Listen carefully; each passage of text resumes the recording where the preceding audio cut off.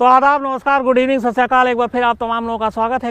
आज की कहानी बहुत मायने में अलग है। मुझे याद है एक फिल्म आई थी बहुत पहले 2012, शायद ये सही नाम यही बता रहा हूँ, 2012। उसमें दिखाया गया था कि कैसे दुनिया ख़त्म हो रही है और कुछ ख़ास लोग, अमीर लोग, ताकतवर लोग, सिर्फ वो बचे और एक ख़ास तौर पे पानी के जहाज़ में वो सब बैठते हैं। पहले से बुकिंग थी, करोड़ों अरबों रुपए का टिकट, फिर उनको ले जाया जाता है।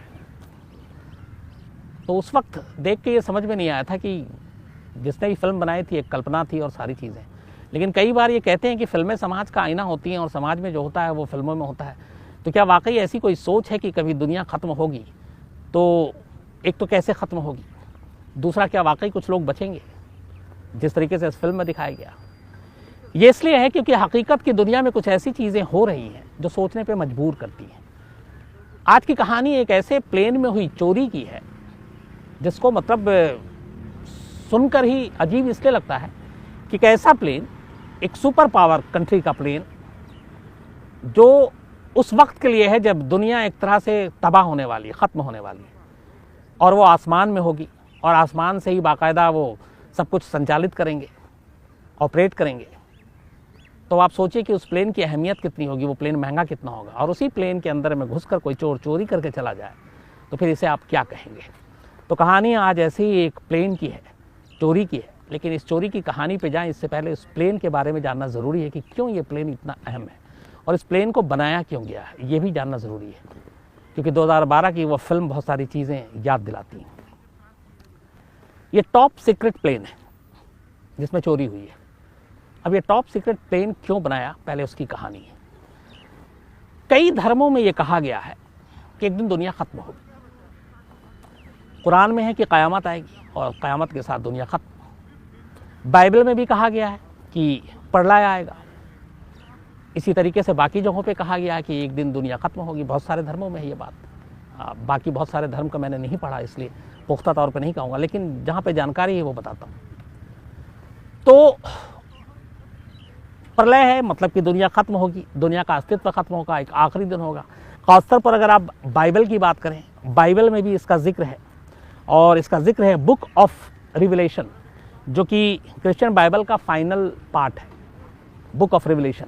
उसमें बाकायदा मेंशन है इसके 12वें अध्याय में, 12th चैप्टर में, और उसमें लिखा हुआ है, पूरी कहानी है कि एक महिला और ड्रैगन, इन दोनों की कहानी है इसमें। कि महिला यानी वर्जिन मैरी, जो ईसा को, जो हम लोग हज़रत ईसा कहते हैं, उनको जन्म देती है, और उस बच्चे ईसा पर शैतानी ड्रैगन हमला कर देता है। ये बाकायदा बाइबल में है। और इसके बाद एक लड़ाई होती है, भयानक लड़ाई होती है, और आर्मगेडन, इस लड़ाई को कहते हैं आर्मगेडन। तो इस लड़ाई में ये होगा कि जो ईश्वर है और उनके और शैतान के बीच में फाइनल लड़ाई होगी। और ये लड़ाई बाकायदा ये भी दिया गया कि कहाँ पे होगी। उस जगह का नाम है मैगिडो। अब सवाल ये कि क्या वाकई जो सब कुछ लिखा हुआ है, एक लड़ाई होगी, फाइनल लड़ाई होगी जब प्रलय आने वाला होगा, और ये लड़ाई होगी मैगिडो नाम की जगह पे, तो क्या इस दुनिया में मैगिडो नाम की कोई जगह है? तो बिल्कुल है, इसी दुनिया में है। मैगिडो नाम की एक जगह है, मशहूर जगह है। ये इज़राइल में है और इसका नाम है टेल मैगिडो। तो इज़राइल का ये एक छोटा सा शहर है और कहते हैं कि आखिरी लड़ाई यहीं होगी जो दुनिया ख़त्म होगी, यानी कि फाइनल जजमेंट वाले दिन यहीं पर होनी है आखिरी लड़ाई। और इस रोज़ सबका फैसला होगा। जो ईश्वर के मानने वाले होंगे वो सब बचा लिए जाएंगे, और जो उन पे आस्था न रखते होंगे उन सबको सज़ाओं के लिए छोड़ दिया जाएगा, वो अपनी अपनी सज़ा भुगतेंगे। तो ये ईसाई धर्म के हिसाब से फाइनल जजमेंट के दिन ऐसा ही होगा, और ये जगह होगी टेल मैगिडो, बल्कि मैगिडो नाम जो लिखा हुआ था। तो बाकी में भी है, कुरान में है कि क़यामत आएगी और ख़ात्मा होगा और दुनिया ख़त्म हो जाएगी। फिर सारे का हिसाब किताब होगा। जिन्होंने अच्छे काम किए वो जन्नत में जाएंगे, जिन्होंने बुरे काम किए वो दोज़ख में जाएंगे। तो उसी तरीके से आपके जो अच्छे और बुरे का जो फैसला है वो सारी चीज़ें होंगी। अब एक सवाल यहाँ पे उठता है कि वाकई क़यामत या प्रलय जो दुनिया ख़त्म होगा ये होगा तो कैसे होगा? क्योंकि बाइबल में जिक्र है, लेकिन अगर आप बाकी धर्मों के हिसाब से जाएं तो ये है कि दुनिया तो ख़त्म होगी, लेकिन कैसे ख़त्म होगी? तो धीरे धीरे कई चीज़ें समझ में आती हैं। कुछ होता है कि पूरी दुनिया पानी में ही सिमट जाएगी, आजकल सुनामी और बाकी चीज़ें आपने देखी, 2012 में भी जिस तरीके की चीज़ें दिखाई गई थी वो पानी में ही सब कुछ सिमट के रह गया। भूकंप आएगा, ज़लज़ला आएगी या कुछ और होगा। आजकल लोग सबसे ज़्यादा जो डरते हैं कि इस दुनिया में क़यामत या प्रलय जो आना है वो हवाई बातें नहीं आएगी, लेकिन कैसे आएगी? वो ऐसे आएगी जो सबसे बड़ा डर है सबसे ज़्यादा दुनिया भर के नेताओं को भी, लोगों को भी, वो है न्यूक्लियर वॉर, परमाणु युद्ध। इसके ज़रिए दुनिया ख़त्म हो सकती है। एक याद होगा आपको नागासाकी और हिरोशिमा पे जब अमेरिका ने बम गिराया था, उस वक्त तो कितनी तबाही हुई थी, लाखों लोग मरे थे। तब अमेरिका के पास ये बम था सिर्फ, लेकिन अब तो दुनिया के बहुत सारे देशों के पास है। और कहते हैं कि मतलब 9 देश तो है ही हैं, 9 या 10 जिनके पास न्यूक्लियर बम है। लेकिन अगर इन सबको मिला दे तो पूरे जो हर एक कंट्री के पास न्यूक्लियर बम है, जैसे भारत के पास भी है, भारत के पास करीब 150 के आसपास न्यूक्लियर बम है। लेकिन पूरी दुनिया में जितने भी ये 9-10 कंट्री इनके पास जो टोटल न्यूक्लियर वेपन बम है उसकी तादाद करीब 14,000 है, 14,000 न्यूक्लियर बम। सिर्फ 2 बम ने हिरोशिमा और नागासाकी की पुश्तें बर्बाद कर दी थी, सिर्फ 2 बम ने। और उन बम से कहीं ज़्यादा मारक क्षमता वाली 14,000 न्यूक्लियर बम इस वक्त दुनिया के अलग अलग देशों के पास है। अब आप सोचिए कि अगर वो 14,000 बम छोड़ दिए जाएं तो दुनिया का नामो निशान बचेगा कहाँ?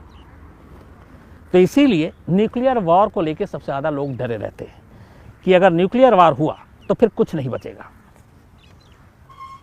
एक 2018 में वर्ल्ड इकोनॉमिक फोरम ने एक सर्वे किया था और इस सर्वे में करीब 1000 वर्ल्ड लीडर, बिजनेसमैन और अलग अलग तबके के लोगों ने हिस्सा लिया था। और इसमें इन लोगों ने माना था कि अगर इस दुनिया में प्रलय आएगा या क़यामत आएगी तो ये जो है सिर्फ और सिर्फ न्यूक्लियर वेपन से ही होगा और न्यूक्लियर वेपन के ज़रिए दुनिया बर्बाद हो जाएगी। अब न्यूक्लियर वेपन आया क्यों, इसके पीछे भी आप सभी को पता ही कि 2 ही वजह। एक तो आप अपने आप को सुपर पावर बना सकते हैं, और हालांकि ये भी था कि इसके बड़े अच्छे काम हो सकते हैं, लेकिन जो दुनिया में इस वक्त खतरे मंडरा रहे हैं उसमें ज़्यादातर लोग बम बनाने की तरफ ज़्यादा ध्यान देते हैं ताकि पड़ोसी मुल्क आंखें ना दिखा सके, हमको कोई दबा ना सके। अब अगर एक ने छोड़ा तो आपके पास न्यूक्लियर बम है तो आप भी बदले में छोड़ेंगे, क्योंकि आप हार मानने के लिए तो बैठे नहीं रहेंगे। तो ऐसे सिचुएशन में हालात सबसे ज़्यादा ख़राब हो सकते हैं। और अगर कहीं खुदा ना खास्ता वर्ल्ड वॉर टाइप का मामला छिड़ गया, जो लगातार बीच बीच में तनाव होते हैं, कभी अमेरिका में, कभी रशिया के बीच, कभी चीन बीच में आ जाता है, इंडिया पाकिस्तान का चलता ही रहता है, दोनों परमाणु, दोनों के पास बम है। तो सोचिए कि अगर एक दूसरे पे डाल दिया तो फिर क्या होगा? इंसान नाम की चीज़ नहीं बचेगी। इसीलिए सबसे ज़्यादा ख़तरा क़यामत और प्रलय को लेकर यह है कि कैसे आएगी। तो वो शायद दुनिया में ज़्यादातर लोगों का मानना है कि न्यूक्लियर वॉर की सूरत में ही आएगी, जब दुनिया ख़त्म हो जाएगी। अब ये कहानी का एक पार्ट इसलिए था कि अगर ऐसी सिचुएशन है जब न्यूक्लियर वॉर छिड़ती है और मान लीजिए 9-10 देशों के पास बम है, न्यूक्लियर परमाणु बम है, तो क्या उनमें से कोई बचेंगे या फिर वो जंग लड़ने की सलाहियत रख सकते हैं? क्योंकि एक तरफ बम छोड़ा जा रहा है, मान लीजिए अमेरिका है, रशिया है, चीन है, भारत है, सारे न्यूक्लियर वेपन हैं, नॉर्थ कोरिया है, जापान है, तो फिर क्या होगा? तो उसी से ये कहानी शुरू होती है। कहानी है कि ऐसे सिचुएशन में जब पूरी दुनिया में न्यूक्लियर वॉर छिड़ जाए तो आप ज़मीन से ऊपर हवा में रहकर न सिर्फ अपनी जान बचा सकते हैं बल्कि आप दुश्मनों के ऊपर हमला भी कर सकते हैं, न्यूक्लियर वेपन से भी हमला कर सकते हैं। अब ये कैसे मुमकिन है? तो ये ख़ास टेक्नोलॉजी के साथ एक सीक्रेट प्लेन के ज़रिए मुमकिन है जो आपको हवा में उड़ाएगा और उसी प्लेन में सब कुछ मौजूद होगा। आप वहाँ से कमांड दे सकते हैं, आप वहाँ से बॉम्ब छोड़ने का वो कर सकते हैं, और दूसरा आप न्यूक्लियर और रेडिएशन के उससे अपने आप को महफूज भी रख सकते हैं क्योंकि आप हवा में हैं, जैसे 2012 की फिल्म में पानी में दिखाया गया था। तो इसी के लिए रूस ने भी, अमेरिका ने भी बनाया एक स्पेशल प्लेन बनाया जिसका नाम रखा डूम्सडे प्लेन। डूम्सडे जैसे आप पता ही है कि ये नाम ही है क़यामत के दिन और उसके जजमेंट के दिन के आखिरी दिन जब दुनिया खत्म होगी, तो उसी के नाम पे ये प्लेन है। और रशिया के पास ये प्लेन है, रशिया ने ये प्लेन बनाया, बहुत ही हाईटेक प्लेन। इस प्लेन की खासियत ये है कि ये न्यूक्लियर हमले को भी झेल सकता है और कहीं से भी उड़ान भर सकता है। इसमें लाइफ सपोर्ट सिस्टम और बाकी चीज़ें ऐसी लगी हुई कई दिनों तक हवा में उड़ान भर सकता, कई दिनों तक लगातार। अगर ज़मीन पे हालात ख़राब है तो ये आसमान में 3-4-5 दिन तक आराम से उड़ सकता है, तो आपकी जान बची रहेगी। इस प्लेन में एक जो बताया गया, जो सारी चीज़ें आई हैं कि इसमें सिर्फ आमतौर पे प्लेन में विंडो, आप हम लोग जो बैठते हैं पैसेंजर प्लेन में, बाकी में विंडो होता है, लेकिन इसमें कॉकपिट पे जो विंड स्क्रीन है उसको छोड़कर बाकी पूरे प्लेन में कहीं कोई विंडो नहीं है। और कॉकपिट का विंड स्क्रीन भी ख़ास तरीके से बनाया गया है। उसकी वजह ये है कि अगर न्यूक्लियर वॉर होता है, बॉम्ब गिरता है, तो उसकी सबसे ज़्यादा रोशनी आँखों को नुकसान पहुँचाती है, आँखें चौंधिया जाती हैं, तो वो रोशनी आपकी आँखों तक ना पहुँचे, इसलिए इसमें विंडो नहीं है। इसके अलावा जो आर्म्ड फोर्सेस हैं, चाहे आर्मी हो या नेवी हो या एयरफोर्स हो, उन्हें जिस जिस भी चीज़ों को कंट्रोल करने की ज़रूरत पड़ सकती है, जैसे अटैक करने के लिए दुश्मन पर, वो सारी चीज़ें, सहूलियत इस प्लेन में मौजूद है। और मतलब ये एक वो प्लेन है जो आपको हवा में रहकर ज़मीन के साथ संपर्क में भी रखेगा और आपको तमाम हमलों से भी बचा रहा है। तो मैंने जैसा बताया कि रूस के पास ये प्लेन, इसके अलावा सिर्फ और सिर्फ अमेरिका के पास। पहले अमेरिका ने बनाया, बाद में रूस ने बनाया। और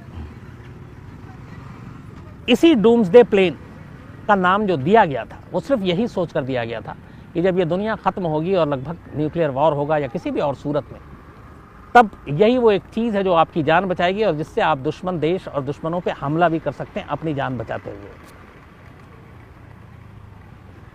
रूस के पास, हालांकि कहते हैं अमेरिका के पास 7 या 8 ऐसे डूम्सडे प्लेन हैं, रूस के पास 4 हैं और उन्होंने इसे 4 अलग अलग कैटेगरी में बांटा हुआ है। इसका नाम भी रखा है, एक का नाम है बोइंग E-4B उर्फ नाइट वॉच। इसके अलावा और भी इसके अलग अलग नाम हैं। जो अमेरिका के पास है उसमें अमेरिका का पूरा जो पेंटागन है वो इसको कंट्रोल करता है और इसकी हैंडल करने की जिम्मेदारी, इसको उड़ाने की जिम्मेदारी यूएस एयरफोर्स की है। जो नाइट वॉच प्लेन्स हैं डूम्सडे वाले, ये 24 घंटे 365 दिन ड्यूटी पे अलर्ट होते हैं और इनमें टोटल जो बैठने की इंतज़ाम है 112 लोग, 112 लोग एक साथ बैठ सकते हैं। मतलब अगर ये मानिए कि दुनिया में इस तरह की नौबत आ जाए, हर तरफ परमाणु बम गिर रहा हो, तो शायद हवा में 112 वो खुशनसीब लोग होंगे जो उड़ रहे होंगे और इस रेडिएशन और बाकी चीज़ों के, न्यूक्लियर बम के असर से अपने आप को महफूज रख सकें। इन प्लेन की खासियत ये भी है कि इसको हवा में आप रिफ्यूल कर सकते हैं और ज़मीन पर उतरने की इसीलिए कई दिनों तक इसकी ज़रूरत ही नहीं है और जब ज़मीन पर नहीं उतरेगी तो फिर सारे असर से भी ये बची रहेगी। कहते हैं कि इस प्लेन में करीब 67 सैटेलाइट डिशेज और एंटीना लगे हुए हैं ताकि किसी भी सूरत में इनका जो कम्युनिकेशन सिस्टम है वो ठप ना हो, इसीलिए 67 सैटेलाइट डिशेज और एंटीना है। ज़रूरत पड़ने पे ये एंटीना विमान के पीछे कुछ मतलब किलोमीटर तक फैल सकता है और इसके ज़रिए वो समंदर के नीचे, हवा में तो हो ही रहा बाकी चीज़ें, जो इनकी पनडुब्बियाँ उसको भी एक्टिव करके उनसे संपर्क कर सकती है और उनका भी इस्तेमाल कर सकती है। तो आसमान में रहते हुए आप पनडुब्बियों को भी कमांड दे सकते हैं, पनडुब्बियों को भी एक्टिव कर सकते हैं। जो रूस के डूम्सडे प्लेन है उसमें एक इल्यूजन 80 है। ये प्लेन जो है रूस के पास ऐसे 4 प्लेन हैं और मई 2010 में पहली बार इस डूम्सडे प्लेन को रूस के 2010 मई में रशिया के विक्ट्री परेड में बाकायदा इसको पब्लिक को दिखाया गया था। वैसे ये प्लेन कभी किसी को देखने को मिलता नहीं है और इसको बड़ा गुपचुप तरीके से रखा जाता है, लेकिन फर्स्ट टाइम इनमें से एक प्लेन की झलक रूस ने 2010 में अपने लोगों को दिखाया था और उस विक्ट्री परेड के दौरान।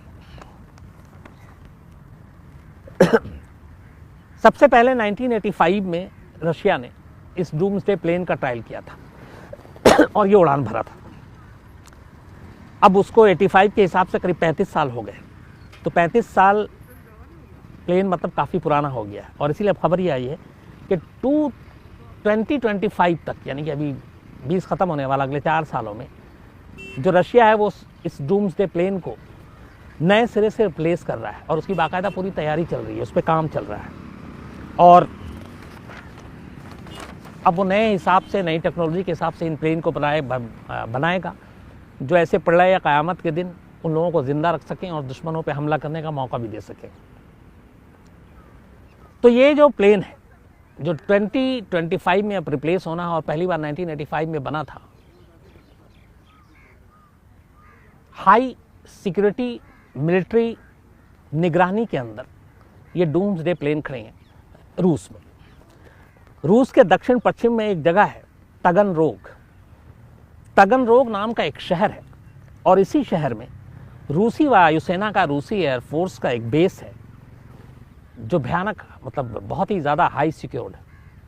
और वहीं पे इन डूम्सडे प्लेन को रखा गया है क्योंकि यहीं इनका मेंटेनेंस होता है और यहीं इनको अपग्रेड किया जा रहा है।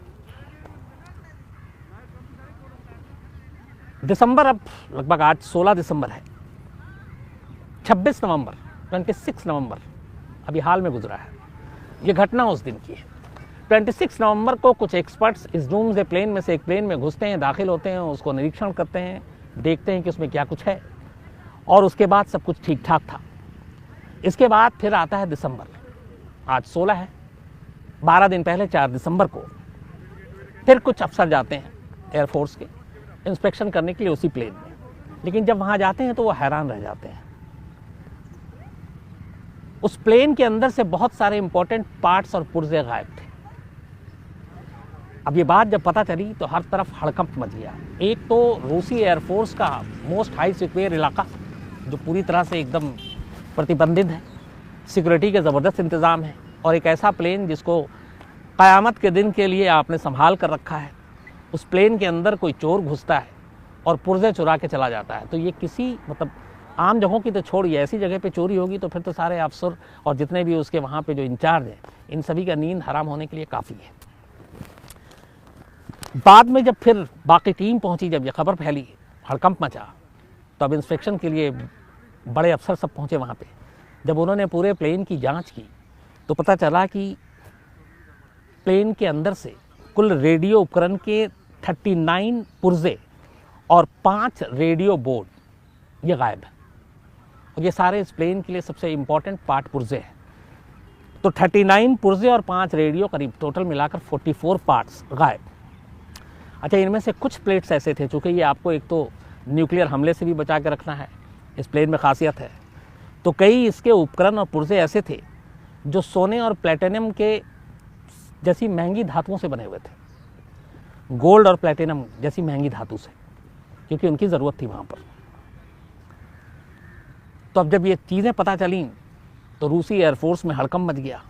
इसके बाद जब मामले की तफ्तीश की गई तो उनको उस प्लेन के अंदर से कुछ फिंगरप्रिंट्स मिले, कुछ जूते के निशान मिले, और इसके बाद जांच आगे बढ़ी।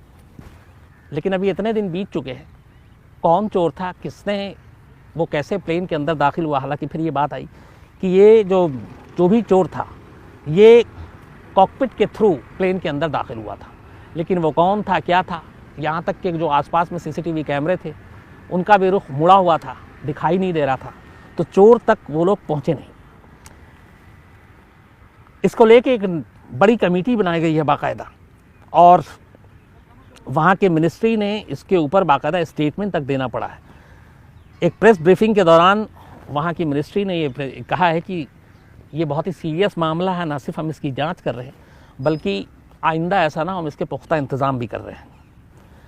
अब इस डूम्सडे प्लेन के अंदर हुई इस चोरी से पूरे रक्षा विभाग की किरकिरी हो रही है, अफसरों की किरकिरी हो रही है। वो ये इसलिए कि एक तो ये इतना, मतलब अहमियत जिसकी है, जिस प्लेन की, जिसको आप ख़ास क़यामत के दिन के लिए संभाल के रखे हुए हैं, और उस प्लेन में चोरी हो जाए तो हर तरफ किरकिरी भी हो रही है। और दूसरा ये भी है कि अगर इसी तरीके से सारी चीज़ें हुई तो रूस एक परमाणु संपन्न देश है, उसके पास बहुत सारे न्यूक्लियर बॉम्ब हैं, तो क्या उन सभी चीज़ों की भी हिफाजत ऐसी ही हो रही है, गलत हाथों में नहीं पड़ सकता है, जो अक्सर बाकी दूसरे देशों पे उंगलियां उठती हैं कि कोई आए और चुरा कर ले जाए।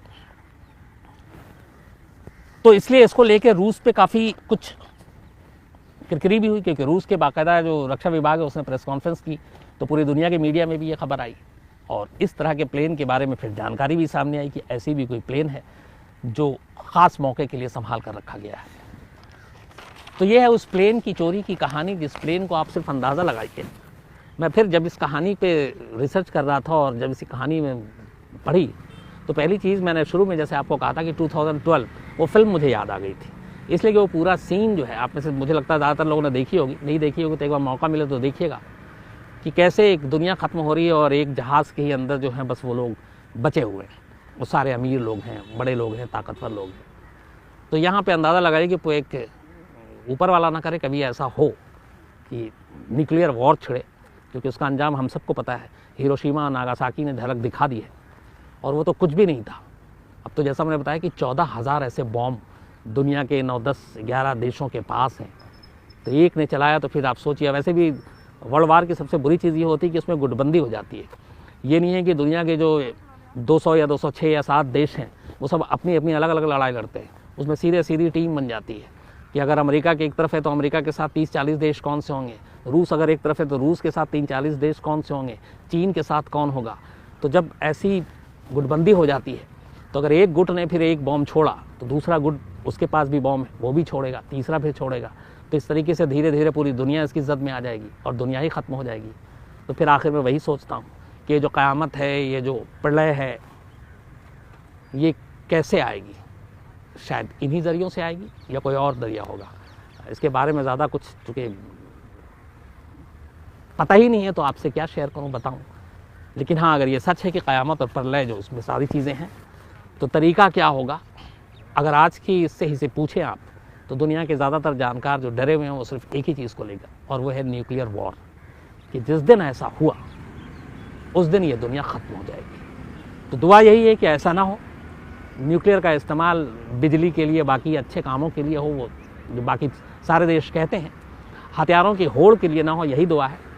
तो ये थी कहानी डूम्सडे प्लेन की, जो परमाणु प्रलय के समय दुनिया के ख़त्म होने पर आपकी जान बचाएगा। लेकिन उसी प्लेन में कैसे हैरत अंगेज़ तरीके से चोरी हो जाती है और चोर भी नहीं पकड़े जाते हैं और प्लेन के पार्ट तक चुरा लेते हैं।